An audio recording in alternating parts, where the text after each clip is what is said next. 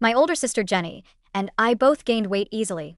So, our mother made the decision that we could eat nothing but the diet meals she made. I followed her rules as best I could.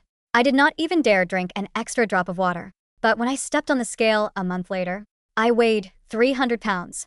I rushed into Jenny's room and found her in a tight dress, posing in front of the mirror.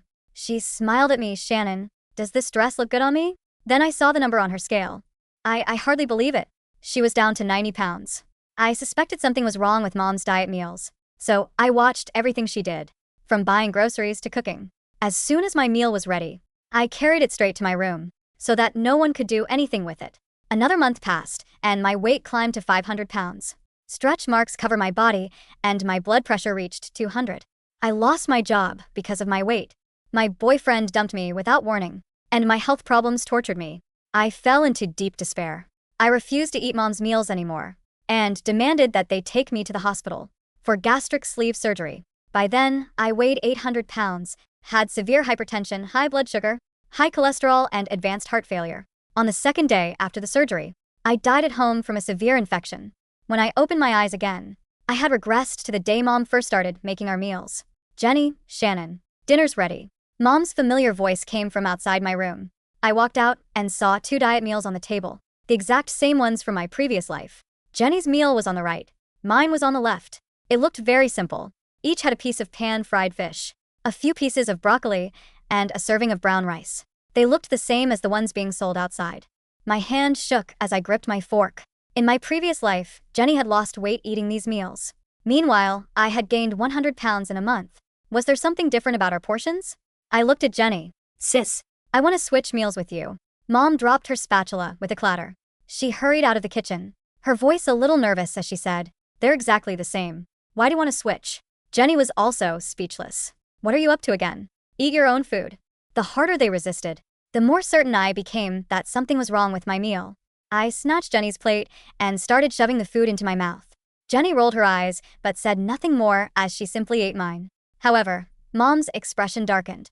She looked as though she was about to object. But then she turned around and went back to the kitchen. For the next 3 days, I ate Jenny's meals, thinking that I would lose weight for sure. My heart pounded as I stepped onto the scale. The numbers flickered before settling at 220 pounds. My heart skipped a beat. I had gained 20 pounds in 3 days. That was impossible.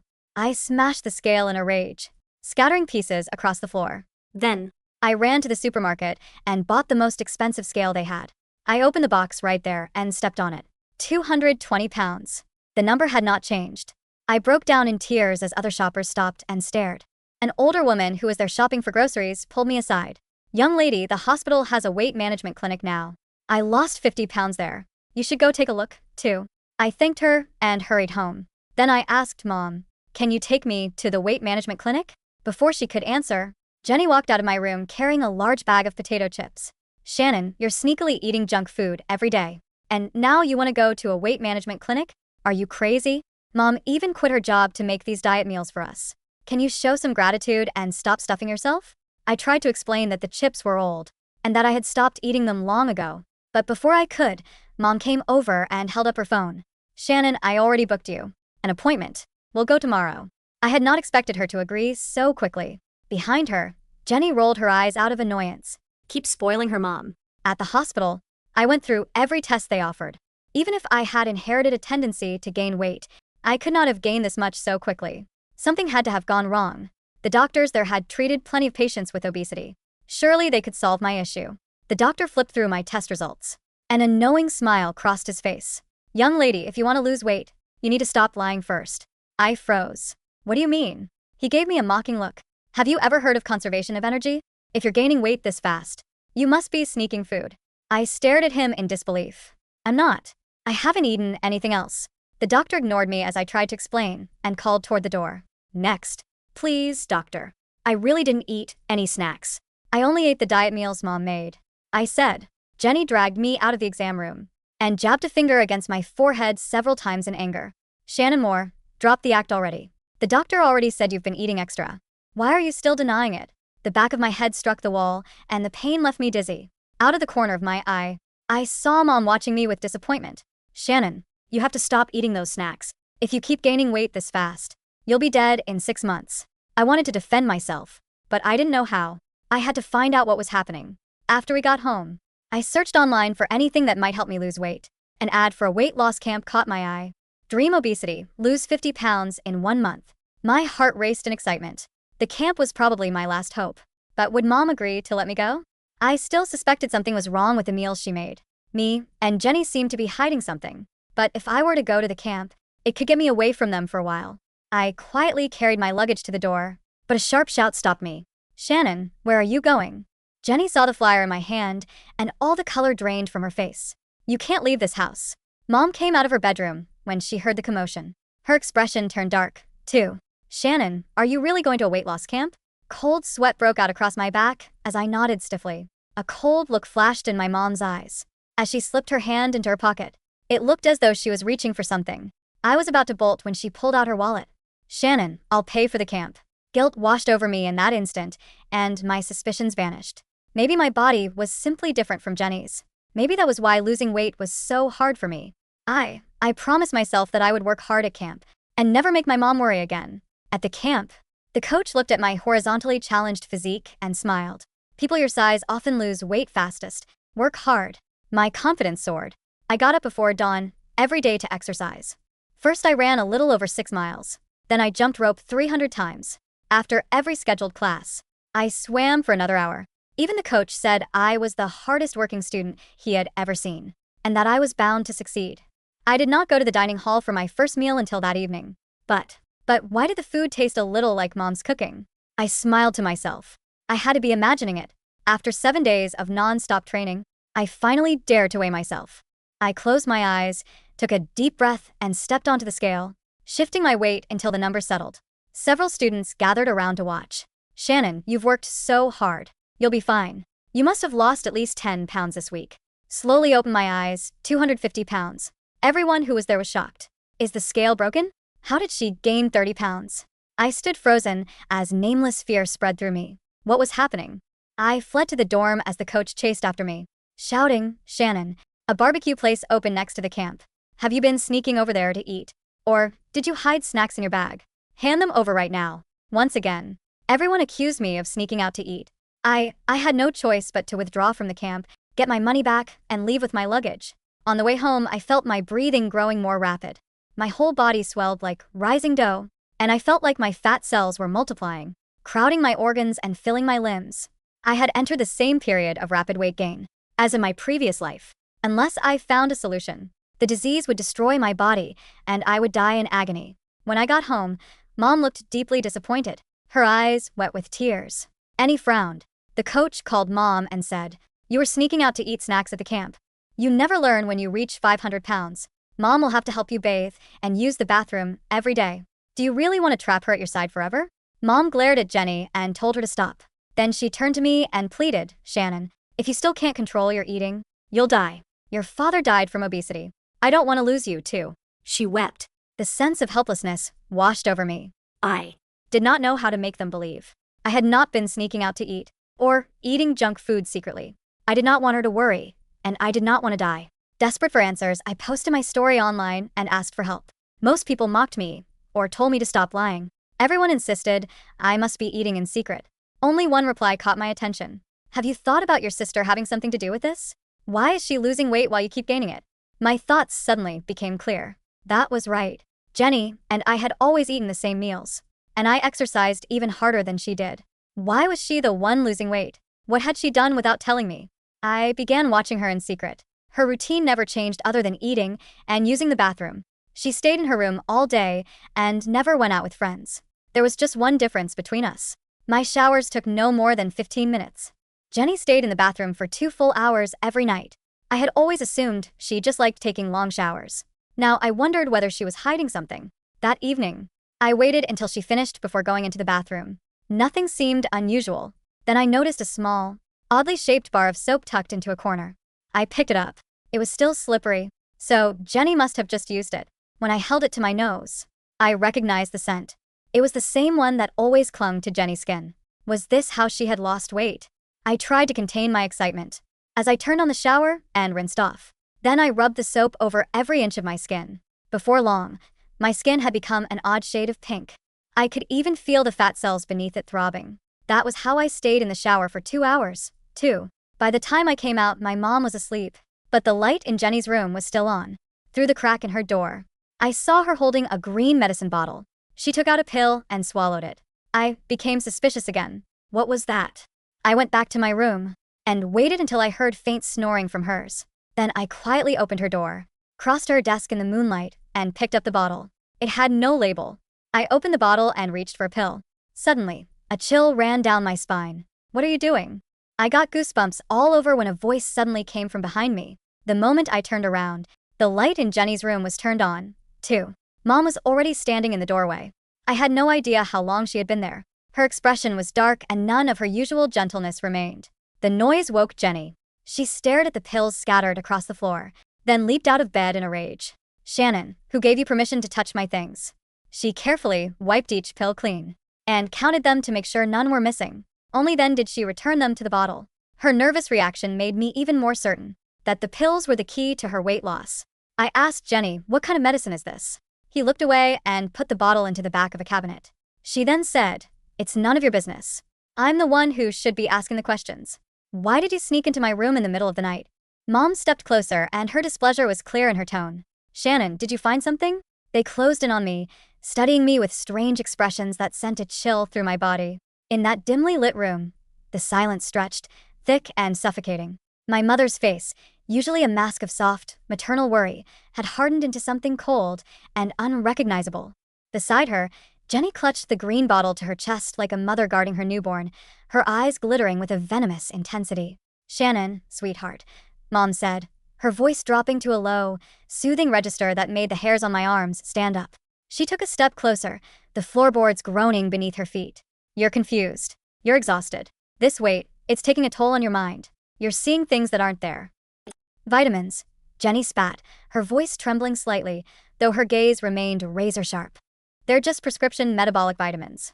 I have a weak thyroid, you idiot. Why do you always have to make everything about yourself? Sneaking into my room like a thief. If they're just vitamins, why are you so terrified of me touching them? I demanded, my voice cracking under the weight of my own fear. I backed up until the edge of Jenny's desk pressed hard against my lower back. My heavy, swollen body felt like a cage, trapping me, slowing my reactions. Why doesn't the bottle have a label? And what about the soap in the shower? My skin turned pink, Jenny. I could feel my cells throbbing. What are you doing to me? Mom exhaled a long, heavy sigh, the kind she used when I was a child and had broken a plate. She stepped forward and gently, but firmly took my wrist. Her fingers were surprisingly strong, clamping down on my flesh like a vice. Shannon, you need sleep, she murmured, her eyes devoid of any real warmth. We'll talk about this tomorrow. Jenny, give me the bottle. I'll keep it in my room so there are no more misunderstandings. Jenny handed it over without a word.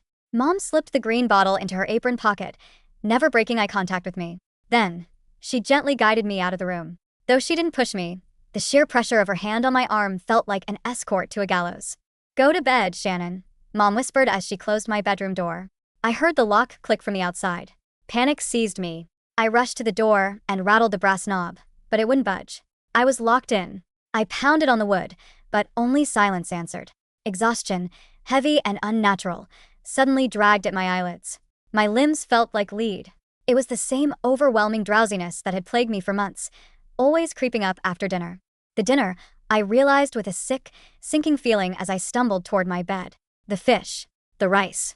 Even though I switched plates with Jenny, it didn't matter. They knew I would switch. Or maybe it wasn't just the food. Before I could form another coherent thought, darkness pulled me under. The next 3 weeks were a living nightmare of rapid, agonizing expansion. Despite my desperate attempts to refuse Mom's meals, I couldn't hold out forever. Hunger would claw at my stomach until my vision blurred, and eventually, I would break down and eat. But even on the days I fasted, drinking nothing but tap water from my bathroom sink, the weight kept piling on. I could feel the fat cells beneath my skin multiplying like a malignant, invisible colony. My skin stretched to its absolute limit, the purple-red stretch marks weeping a clear, sticky fluid. My joints screamed under the immense pressure. By the end of the month, I stepped on the scale I had hidden in my closet. 480 pounds. I could barely stand for more than 2 minutes without my chest tightening and my vision going dark. My blood pressure hovered at a lethal 210/120. I was a prisoner in my own skin, trapped in the house, unable to work, unable to leave. One evening, Mom entered my room carrying a tray of boiled chicken and broccoli. She looked at me, her eyes brimming with theatrical tears. "Oh, my poor Shannon," she wept, placing the tray on my nightstand and kneeling by my bedside. She took my swollen, sausage-like hand and pressed it to her cheek. "Look at what you've done to yourself. The doctors were right, you must be sneaking food. I found candy wrappers in the outside trash. Why do you lie to me, baby?" "I didn't." I wheezed, every breath feeling as though a boulder were sitting on my chest. "I haven't eaten anything but what you gave me, Mom. Please, take me to a real hospital, not the weight clinic. A real one." "The hospitals won't help a liar, Shannon." Jenny's voice cut through the room. She was leaning against the doorframe, wearing a sleek, designer pantsuit that hung beautifully on her 90-pound frame. She looked radiant, healthy, and disgustingly thin. "But Mom has a solution. We talked to a surgeon, a private specialist. He can perform gastric sleeve surgery next week, at his private clinic. No waiting list, no hassle." My heart stopped. Gastric sleeve surgery. The memories of my previous life crashed over me with terrifying clarity. The sterile smell of the operating room, the blinding pain, the severe infection that had killed me just 2 days later, gasping for air on my bedroom floor while Mom and Jenny watched with cold indifference. They didn't want to cure me. The surgery was the final step of their plan. It was the cleanup. Under anesthesia, they would kill me, and the world would simply write it off as another tragic complication of extreme obesity. "No," I croaked, pulling my hand away from Mom's grasp. "No surgery. I won't do it." Mom's tearful expression vanished in an instant, replaced by a flat, chilling blankness. "Shannon, you don't have a choice. If you stay like this, you'll die anyway. At least the surgery gives you a chance." I said no. I screamed, the effort sending a spasm of coughing through my lungs. Jenny narrowed her eyes, stepping into the room. "You ungrateful pig. Mom quit her job to nurse you, and you're going to lie here and rot? You're doing the surgery. We've already paid the deposit." They left, locking the door behind them once again. Sitting in the dark, listening to the faint murmur of their voices downstairs, a cold resolve washed over me. I couldn't afford to be weak anymore. If I stayed in this bed, I would die. I had to find out what they were doing to me, and I had to do it now. Using my phone, which they hadn't yet confiscated, I quietly ordered a tiny, wireless pinhole spy camera disguised as a wall outlet, paying for express overnight delivery to a smart locker down the street. I also ordered a heavy-duty pocket knife. The next afternoon, when Mom went out for groceries and Jenny was in her room, I used every ounce of my strength to drag myself out of bed. Every step was an agony of throbbing joints and gasping lungs. I slipped out the back door, walked the agonizing block to the smart locker, retrieved my packages, and returned to my room before anyone noticed. I carefully installed the pinhole camera in the corner of my room, disguised as a spare outlet, angling it directly toward my bed. The feed went straight to a secure cloud drive on my phone. Now, I had to wait. That night, I pretended to eat Mom's dinner, but secretly spat the food into a plastic bag hidden under my mattress. I drank only bottled water I had smuggled from the kitchen. Yet, when night fell, that familiar, heavy drowsiness began to claw at my brain. "It's in the air," I realized, sniffing the faint, sweet scent of the humidifier Mom had placed in my room. A sedative. I tried to fight it, but my eyelids were too heavy. I drifted off into a deep, drug-induced slumber. The next morning, I woke up with a dull ache in my upper back, near my shoulder blades. It felt like a deep muscle bruise, but when I tried to reach behind me, the thick folds of fat made it impossible to feel anything clearly. With trembling hands, I opened the spy camera app on my phone and rewound the footage to 3 a.m. What I saw made my blood run cold. On the screen, my bedroom door slowly clicked open. Mom walked in, carrying a tray of surgical instruments and a large, metallic syringe filled with a thick, milky white fluid. Jenny followed behind her, holding a flashlight and a sterile tray. They rolled my heavy, unconscious body onto my stomach. Jenny pulled up my shirt, exposing my upper back. She used an antiseptic wipe to clean a specific spot between my shoulder blades. Then, Mom took the massive syringe, aligned it with a dark, bruised area on my skin, and plunged the thick needle deep into my flesh. My sleeping body jolted slightly on the screen, but the sedative kept me under. After injecting the fluid, Mom didn't pull the needle out immediately. Instead, she twisted a small valve on a secondary tube attached to the needle's base. Jenny hooked up a vacuum canister, and I watched in absolute horror as a thick, yellowish-pink substance, pure, liquefied fat, was siphoned out of my body and into a sterile glass jar. "She's producing beautifully," Jenny whispered on the recording, her face illuminated by the flashlight. She stared at the jar of siphoned fat with professional greed. "The new lipid growth hormone is doubling the adipocyte multiplication rate every 72 hours. We'll have enough purified stem cells for the next batch of Aura Slim pills by Tuesday. Be careful with the extraction port, Mom murmured, her voice clinical and detached. We can't let the blue port get infected before the surgery. Once we do the gastric sleeve, we'll harvest the remaining tissue and write her off as a post-op cardiac arrest. I know, Mom. Jenny smiled, a chilling, beautiful smile. Soon, Aura Slim will be a billion-dollar empire, and nobody will ever suspect a thing. They wiped my back, rolled me over, and left the room, locking the door behind them. I stared at the phone screen, my breath catching in my throat, tears of pure, unadulterated terror pouring down my face. It was never the food. They had surgically implanted ports in my back, a red one for injecting lipid growth hormones to force my body into a state of hyperobesity, and a blue one to harvest my fat cells. They were using my body as a human farm, a living bioreactor, to harvest unique, drug-multiplied fat cells and stem cells to manufacture Jenny's high-end beauty and weight loss products. They were turning me into a monster to make Jenny beautiful and rich. And when they were done with me, they were going to harvest my remaining tissue during a fake surgery and discard my corpse. A wave of nausea hit me, followed by a burning, vengeful fury. I looked at my phone. It was raining heavily outside. The sky was a gloomy, dark gray, matching the storm brewing in my chest. I knew I couldn't go to the police yet. With Mom's reputation and Jenny's money, they could easily spin this as the delusions of a mentally unstable, obese woman. I needed a stage. I needed the truth to be undeniable. I grabbed the heavy-duty pocket knife, slipped it into my pocket, and wrote a letter. It wasn't a suicide note, though it looked like one. I placed it prominently on the corner of the coffee table in the living room, ensuring the hidden camera I had also placed there captured the act. Then, I quietly slipped out of the house into the pouring rain. The cold rainwater soaked through my thin clothes, sending shudders through my massive frame. I walked down the deserted street, my heart hammering against my ribs like a trapped bird. Every step was a battle against my failing lungs, but the fury burning inside me kept me moving. I walked toward the outskirts of town, where a wide, deep river flowed beneath a massive concrete bridge. It was the perfect spot. I stood at the edge of the bridge, staring down into the churning, dark water. The wind howled, ripping at my wet clothes. I waited. Young lady, get down from there right now. A sharp shout pierced the storm. I turned my head slightly and saw an older man, a local resident out walking his dog, rushing toward me with a look of sheer panic on his face. He lunged forward, grabbing my shirt to pull me back from the ledge. In his desperation, he pulled too hard, and the cheap, wet fabric of my shirt tore completely open down my spine. The icy rain struck my bare back. In that instant, a sharp, localized, agonizing sting shot through my shoulder blades. The freezing water hit the concealed, metallic ports embedded in my flesh. I know, I whispered, my voice lost in the wind as the man pulled me safely onto the concrete. I know what's happening now. Are you all right, sweetheart? Oh God, you're back. The man gasped, his eyes widening in horror as he stared at my exposed spine. What is that? Even through the thick layers of fat, the cold had caused the tissue to contract, making the two surgically implanted ports protrude slightly. One was a deep, bruised red plastic ring. The other was a metallic blue. They looked like grotesque, alien valves plugged directly into my body. Don't worry, I said, my voice steady, cold, and utterly devoid of fear. I pulled the torn fabric of my shirt over my shoulders. I'm not going to jump. I have to go home. My family is waiting for me. By the time I walked back to our neighborhood, a crowd of neighbors had already gathered outside our house. The flashing red and blue lights of a police cruiser parked in the driveway illuminated the wet asphalt. I could hear Mom's hysterical, broken sobs echoing from the open front door.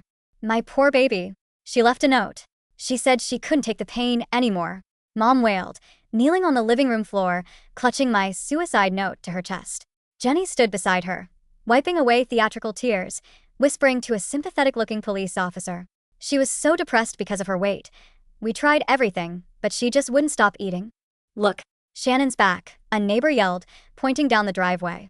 The crowd gasped, parting like the Red Sea as my massive, wet figure slowly walked up the driveway. Mom's head snapped up. For a fraction of a second, a look of pure, unadulterated disappointment flashed across her face, so brief that only someone looking for it would have caught it.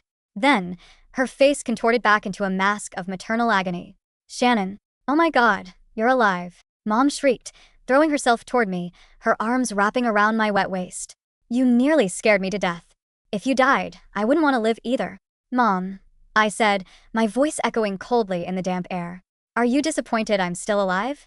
Before Mom could answer, Jenny rushed forward and slapped me hard across the face. Crack. My head jerked to the side, the sting of her hand burning on my cheek. Shannon Moore, what is wrong with you? Jenny screamed, her face red with a perfect imitation of sisterly rage. How can you be so selfish?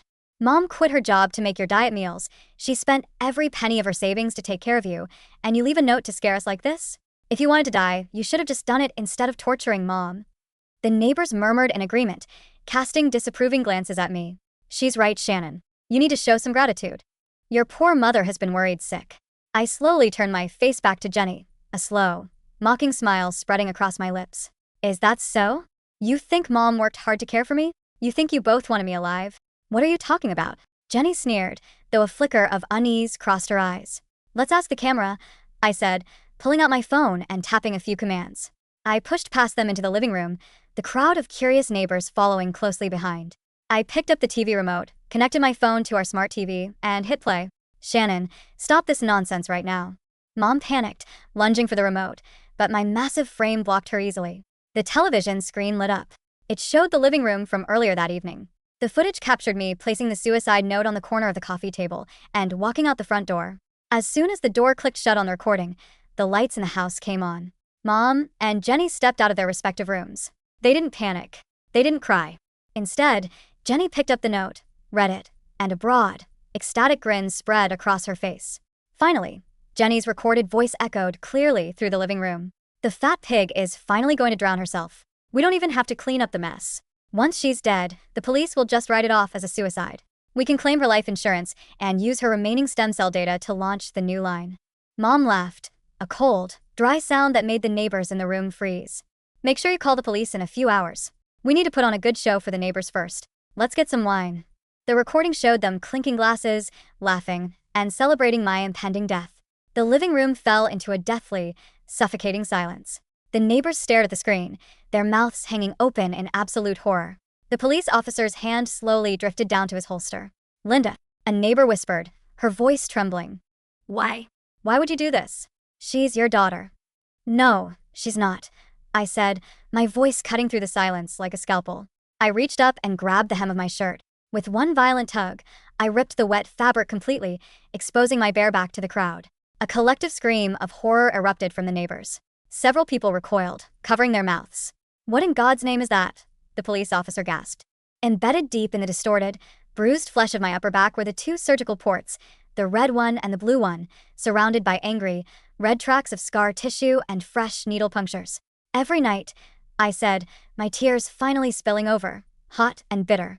They drugged me with sedatives in my food and my humidifier. While I was unconscious, my loving mother and sister injected experimental lipid growth hormones through this red port to force my fat cells to multiply uncontrollably. And then, they siphoned my fat out through this blue port to use as raw materials for Jenny's weight loss biotechnology company, Aura Slim. That's a lie. Jenny shrieked, her voice reaching a hysterical pitch as she backed toward the door. She's insane. She did that to herself. She's a psycho. Can a psycho perform deep spinal surgery on themselves, Jenny? I mocked, taking a step toward her. The clinic where you plan to perform my gastric sleeve surgery next week. It's owned by your shell company, isn't it? You wanted to harvest the last of my tissue and kill me on the operating table to erase the evidence. Mom sank to the floor, her face pale as ash, sobbing hysterically. Shannon, please, it was all my fault. Jenny had nothing to do with this. I forced her. Punish me, blame me, but spare your sister. Touching. I laughed, a hollow, bitter sound. But you're a liar to the very end, Linda. I walked into Mom's bedroom. She tried to scramble after me, clawing at my legs, but I dragged her weight easily. I went straight to the closet, pulled aside the clothes, and revealed the safe hidden in the corner. You think I don't know the code? I whispered, punching in Jenny's birthday. Click. The heavy steel door swung open. I reached inside and pulled out a thick manila folder, marching back into the living room and throwing it onto the coffee table. The papers spilled out, my adoption papers, dated 20 years ago, alongside several older medical research files bearing the name of my biological parents. The neighbors crowded around, gasping as they read the documents. So Shannon isn't even your biological daughter? No wonder you treated her like an animal. Linda, where is your conscience? But that's still not the worst of it. Is it, Linda? I said, grabbing her chin and forcing her to face me. My eyes burned into hers. Tell me, how did my biological parents really die? They were brilliant geneticists researching adipose tissue stem cells. You were their assistant.